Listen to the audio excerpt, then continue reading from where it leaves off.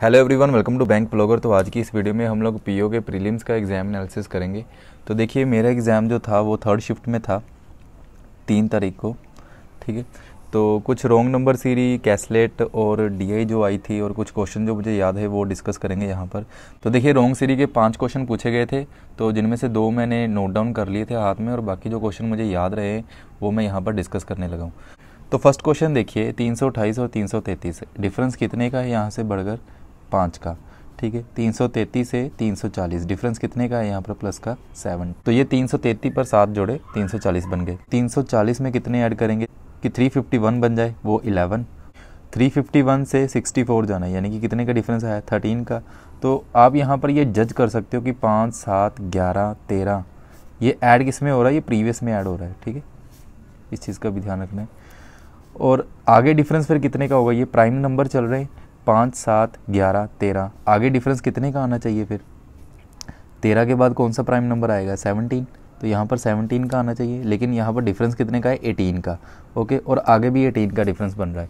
ठीक है, अगर 364 में मैं 17 ऐड करूँगा तो 381 बनेगा।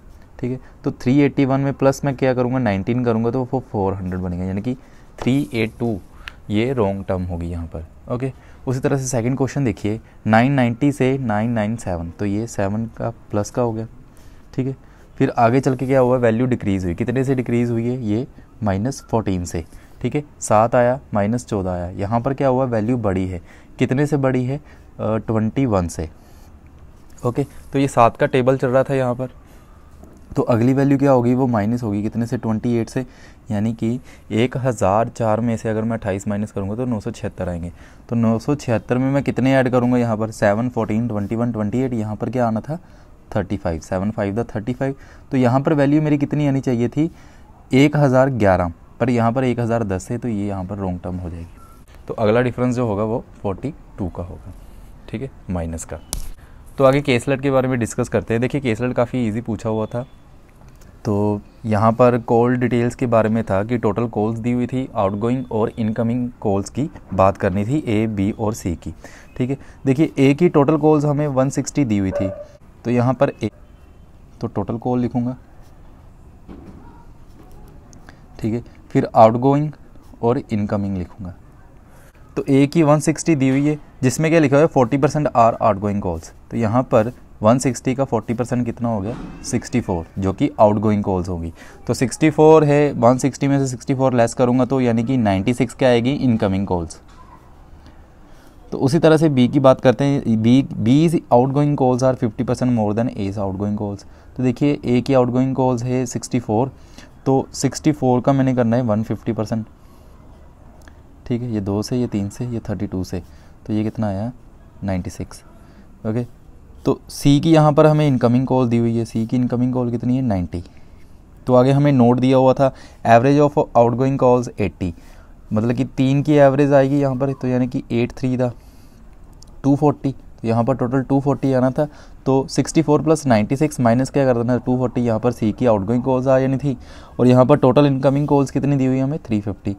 तो यहाँ पर 350 -90 -96 आना था, यहाँ पर बी की इनकमिंग कॉल्स आ जानी थी। तो ये इजी सी कैसलेट पूछी हुई थी। इसके अलावा हमें लाइन ग्राफ में, ऐसे लाइन ग्राफ में एक डीआई पूछी हुई थी, जिसमें 2 लाइन थी, एक डॉटेड लाइन थी, एक ये एग्जैक्ट लाइन थी। एक लाइन थी जो डिनोट कर रही थी टोटल क्वेश्चंस को, और एक डिनोट कर रही थी अटेम्प्टेड। ठीक है, ए बी सी डी ई करके ऐसे वेरिएबल दिए हुए थे, टोटल क्वेश्चन दिए हुए थे उनके, और जितने उन्होंने अटैम्प्ट करे हुए थे वो क्वेश्चन बताए हुए थे। तो इसके ऊपर काफ़ी इजी डीआई थी। जैसे टोटल क्वेश्चन 110 हो गए, उसने 100 अटैम्प्ट करे, अगर 100 हो गए तो उसने 80 अटैम्प्ट करे। तो आगे क्वेश्चन कैसे बने थे, अगर बी ने मान लीजिए 80 क्वेश्चन अटैम्प्ट करें तो उसमें से 60% सही है और बाकी के जो 40% होंगे वो गलत होंगे, ऐसे करके क्वेश्चन बनाए हुए थे। ठीक है, एक डीआई जो थी वो हमारी ट्रक के ऊपर थी, जो ट्रक का डाटा हमें दिया हुआ था, टाइम कम था तो वो मैं ज़रा देख नहीं पाया और कर भी नहीं पाया ये। और उसका जो मैंने लाइन पढ़ी थी वो यही थी कि जो ट्रक के बारे में इंफॉर्मेशन थी, फिर जैसे कि ट्रक की जो वॉल्यूम हो गया या एरिया या वॉल्यूम, ऐसा करके कुछ दिया हुआ था। जैसे मान लीजिए ए बी सी करके दिए हुए हैं, ए का अगर 200 है, 300 है और सी का 500 है, ऐसे करके। और एक कॉलम दिया हुआ था कि डिस्टेंस ट्रैवल कर रहे हैं पर लीटर में कितना डिस्टेंस ट्रैवल कर रहे हैं। ए अगर 10 कर रहा है, बी 7 कर रहा है, सी 5 कर रहा है, ऐसे करके था। और एक हमें परसेंटेज दी हुई थी उसकी कैपेसिटी, ठीक है, कैपेसिटी में परसेंटेज दी हुई थी लाइक 75%, 60% ऐसे करके, ये एक डी आई थी। ओके, तो मिसलेनियस क्वेश्चन का वो सी एंड डी आंसर बन रहा था, वो था सिंपल इंटरेस्ट के ऊपर। तो उन्होंने पूछा था एक सम है जो 5 साल के लिए लाइक R% के ऊपर है सिंपल इंटरेस्ट पर, ठीक है। आगे चलकर अगर वो हम R% को 5% से बढ़ाते हैं तो जो डिफरेंस आएगा सिंपल इंटरेस्ट में, ठीक है, वो 200 का आएगा, ठीक है, 200 का डिफरेंस दिया हुआ था। बट यहाँ पर आंसर सी एंड डी बन रहा था क्योंकि उन्होंने ये नहीं बोला था कि R% प्लस 5% अगर हम रेट को 5% से बढ़ाते हैं तो वो सेम टाइम पीरियड भी नहीं बोला हुआ था, ना ही उन्होंने टाइम पीरियड बताया हुआ था। अगर आपने ये क्वेश्चन अटैम्प्ट करा है तो कमेंट बॉक्स में ज़रूर बताना। मैथ्स में ज़्यादातर यही चीज़ें थी, बाकी मिसलेनियस क्वेश्चन थे और अप्रोक्सीमेशन आई हुई थी, वो काफ़ी ईजी थी। बाकी जो डिटेल में आया हुआ है वो मैं आगे डिस्कस करूँगा, ठीक है। तो आगे रीजनिंग और इंग्लिश में थोड़े से जो क्वेश्चन याद है वो डिस्कस करता हूँ मैं आपके साथ। तो देखिए रीजनिंग में पहले तो मैं बात करूँगा सिलोगिज्म की, जो मुझे एक याद है, जैसे कि all A are B, no B is D, no C is D, ऐसे करके एक क्वेश्चन पूछा हुआ था। अगर उन्होंने कंक्लूजन क्या पूछा हुआ था, all C can never be A, ऐसे करके एक कंक्लूजन पूछा हुआ था। इसका आंसर क्या आना था, इसका आंसर ये फॉलो नहीं करेगा क्योंकि ऑल सी ए बन सकते हैं, ठीक है, ये ऐसे भी बन सकते हैं ना, all C can be A, all A are B, no B is D, ये तो ऐसे भी बन रहा है। तो इसलिए ये जो स्टेटमेंट जो कंक्लूजन बोल रहा है all C can never be A, ये गलत है, ये गलत हो जाना था वहाँ पर, ठीक है। ये मुझे याद है एग्जैक्ट, यही एक ट्रिकी सा स्लोग लगा था, बाकी ईजी थे, ठीक है। और एक एक नंबर में क्वेश्चन पूछे हुए थे, लाइक सीरी वाइज पूछा हुआ था, like A B C D ऐसे करके ऑप्शन हमें दिए हुए थे, एन एम आई पी ऐसे करके, जे आई क्यू आर ऐसे करके चार जो है अल्फ़ाबेट हमें दिए हुए थे। इसमें से ओड कौन सा होता है वो हमने पहचाना है, जो पैटर्न को फॉलो नहीं कर रहा होता। एक नंबर में ये पूछा हुआ था। और एक फर्स्ट, थर्ड, 8th और 10th अल्फ़ाबेट हमने उठाना था, एक वर्ड दिया हुआ था हमें बड़ा सा, तो उसके I think A E B R ये वर्ड बने थे और इसके जो मीनिंग बन रहे थे, और बी ए आर ई और बी ई ए आर, ये 2 मीनिंग तो बन रहे थे, यानी कि 2 से ज़्यादा वर्ड बन रहे थे इन 4 अल्फ़ाबेट के, ठीक है। तो इसका आंसर जेड आना था। और एक क्वेश्चन पूछा हुआ था, फ्रीक्वेंट में कितने पेयर बन रहे हैं, अल्फ़ाबेटिकल पेयर कितने बन रहे थे, फ्रीक्वेंट वर्ड पूछा हुआ था, ये 2 बने थे, ठीक है। और इसके अलावा एक जो था वो 6 पर्सन वाला जो रैंडम अरेंजमेंट आई थी, 6 पर्सन की हाइट्स हमें दी हुई थी, तो उसको अरेंज करना था। जैसे ए जो है वो बी और सी से बड़ा है, डी जो है वो ए से बड़ा है, और ई जो है वो टॉलेस्ट नहीं है, ऐसे करके हमें दिया हुआ था। और सी से स्मॉलेस्ट, जो भी सी से स्मॉलेस्ट होंगे वो बराबर होंगे, मतलब कि सी से स्मॉलेस्ट जितने भी बंदे बैठे हुए हैं नीचे, सी से स्मॉलेस्ट अगर 2 हैं तो उतने ही बंदे जो है वो एफ से टॉलेस्ट होंगे, ऐसा करके हमें दिया हुआ था। तो इसकी अरेंजमेंट मुझे याद है, ये ऐसे बनी थी, एफ सबसे ऊपर था, फिर ई था, फिर डी था, फिर ए बी सी ऐसे था, 1 2 3 4 5 6, 6 बंदे आ गए थे। ऊपर से जो ये मतलब टॉलेस्ट था, ये स्मॉलेस्ट था, ठीक है, ये ऐसे चला था। और ऊपर से जो थर्ड टॉलेस्ट था उसकी जो हाइट हमें दी थी 168 सेंटीमीटर, नीचे से सेकंड जो स्मॉलेस्ट था उसकी जो थी 150 सेंटीमीटर हाइट दी हुई थी। तो इसके ऊपर आई थिंक 3 या 4 क्वेश्चन थे, ओके। और इसके अलावा देखिए इंग्लिश में एक इंक्लाइन वर्ड था, एक एक्यूट वर्ड था, जिसके सिनोनिम्स और एंटोनिम्स पूछे हुए थे, ओके। तो एरर की अगर मैं बात करूं, एरर में 2 प्लस एक तो वर्ब की फर्स्ट फॉर्म आनी थी, ये तो बहुत ही कॉमन सा एरर है। और एक था जिसमें कैन प्लस बीन लगा हुआ था, कैन के साथ बीन लगाया हुआ था, एक ये एरर था, एक वर्ब का एरर था, ऐसे करके ये एक एरर थे।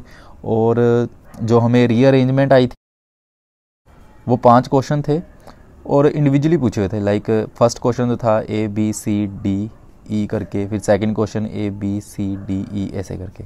बाकी एक रीजनिंग में एक और क्वेश्चन था जिसमें हमें डिजिट दिए हुए थे, लाइक 2 4 6 8 9 3 1।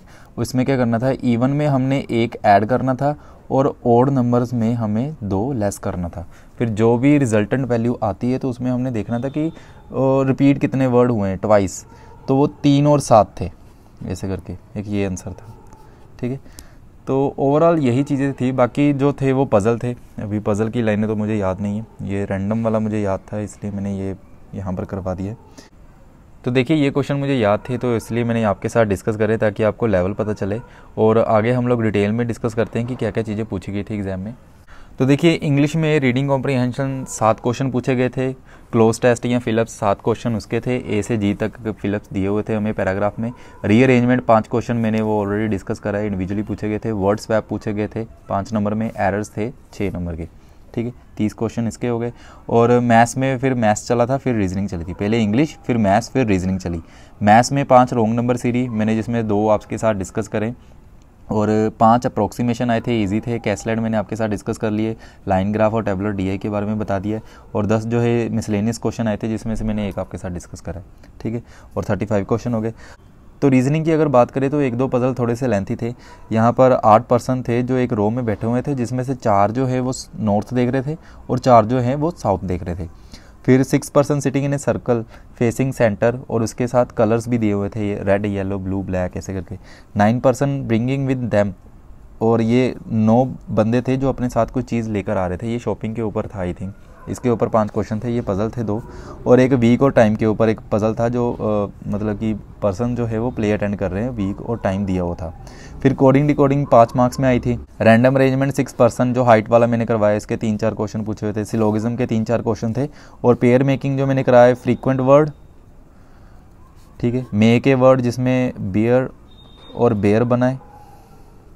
फिर डिजिट वाला भी मैंने करवा दिया और सीरीज़ वाला भी मैंने बता दिया। ये 4 क्वेश्चन आए थे, ये 35 क्वेश्चन इसके थे रीजनिंग के।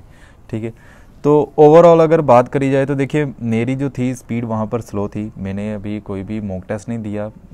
सितंबर मिड से थोड़ा सा डिस्टर्बिंग माहौल चल रहा था मेरे यहाँ पर, तो मैंने फिर भी 69 अटैम्प्ट करें। बाकी मार्क्स कितने आएंगे वो डिपेंड करता है जब रिज़ल्ट आएगा। बाकी देखिए इसकी मार्क्स और कट ऑफ के बारे में मैं कुछ भी नहीं यहाँ पर डिस्कस करने वाला, क्योंकि ये सब चीज़ें जो है वो IBPS के थ्रू ही चलती हैं। ये कोई भी ये सब हम गैस ही कर सकते हैं। ठीक है, तो बाकी यहाँ पर करने वालों ने 75 प्लस भी करे होंगे, तो क्योंकि शिफ्ट ऐसी थी आप कर सकते थे। ठीक है, तो बाकी आपका पेपर कैसा हुआ, अगर आपने भी ये क्वेश्चन करे होंगे तो प्लीज़ आप कमेंट सेक्शन में ज़रूर बताना। तो देखिए अगर तो आपका एग्ज़ाम 10th या 11th को है तो आपको मैं एक बात बता दूं, आप सिंपली अगर इंग्लिश आप सबसे पहले करोगे तो इंग्लिश में सबसे पहले मिसलेनियस करना, फिर कॉम्प्रीहेंशन करना। अगर आपकी कमांड है तो आप कॉम्प्रीहेंशन स्टार्ट कर सकते हो। मैथ्स में वही पहले ये 25 नंबर का आप टारगेट करें, फिर आप मिसलेनियस क्वेश्चन करें। रीजनिंग में खास करके बताऊँ, अगर तो आपको पज़ल की लेंथ ज़्यादा लग रही है आप वो पज़ल छोड़ सकते हो, आप नेक्स्ट पज़ल कर सकते हो, क्योंकि एक तो लेंथ ज़्यादा है, ऊपर से उसकी पॉसिबिलिटी भी शायद ज़्यादा बन सकती है। ठीक है, बाकी आपके ऊपर डिपेंड करता है कि आपने क्या स्ट्रैटेजी बनानी है वहाँ पर रीजनिंग की। ठीक है, तो फिर आप जो छोटी लाइनों वाले होंगे लाइक 4-5 लाइन्स जिसकी होंगी, अब वो पज़ल पहले करें, क्योंकि वो आसान होते हैं प्रीलिम्स में, इसके पज़ल ये हो जाते हैं। ज़्यादा लाइनों वाले थोड़ा सा टाइम खा जाते हैं। ठीक है, तो इसलिए मैं आपको कह रहा हूँ कि जिनकी 4 से 5 लाइनें होंगी पहले पज़ल वो स्टार्ट करना, अगर आप पहले पज़ल ही करोगे तो। ठीक है, बाकी जो मिसलेनियस तो आप कर ही लोगे। तो जिनका भी एग्ज़ाम 10 या 11 अक्टूबर को, उनको ऑल द बेस्ट। तो वीडियो अच्छी लगी हो तो वीडियो को लाइक कीजिएगा, और आने वाली वीडियो के लिए चैनल के साथ बने रहिए। मिलते हैं नेक्स्ट वीडियो में, टिल देन टेक केयर।